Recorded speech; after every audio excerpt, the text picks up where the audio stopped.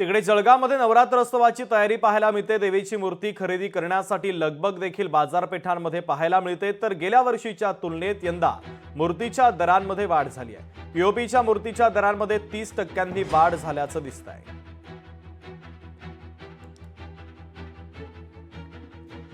नवरात्र उत्सव निमित्त सर्वत्र जळगाव जिल्ह्यातच नव्हे तर राज्यभरात लगबग सुरू आहे। जर आपण बघितलं तर काही तासांवरच आपली अंबे माता यांचे आगमन होणार आहेत।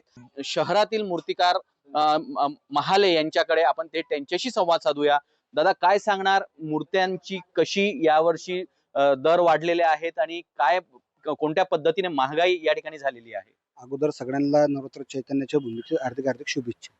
सर, आता असं सांगायचं म्हटलं तर आता बघा, जसं सरकारने अंमलबजावणी केली की पीओपी बंद होती, तर आम्ही अगोदर म्हणजे घाबरत, म्हणजे पीओपीचा मालच निघला नाही आमच्याला, मूर्तीच निघली नाही आमच्याली। या वर्षी म्हणजे फक्त 50% माल आहे आमच्याकडे, 50%च मूर्ती आहेत। आमचे ग्राहक पण वापस जात आणि ग्राहक म्हणजे माल इतका वाढलेला आहे, पैसे वाढलेले आहेत, सगळ्या गोष्टींमध्ये अलंकारमध्ये वाढलेले आहेत, साडीमध्ये वाढलेले आहेत, पीओपी मध्ये वाढलेले आहेत, कलरिंग मध्ये वाढलेले आहेत।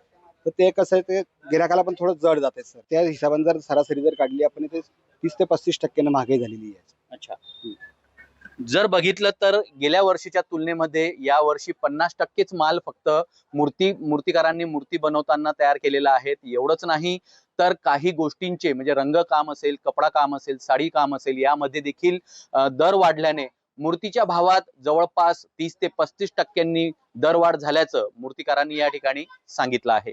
सुमित देशमुख, लोकशाही मराठी, जळगाव।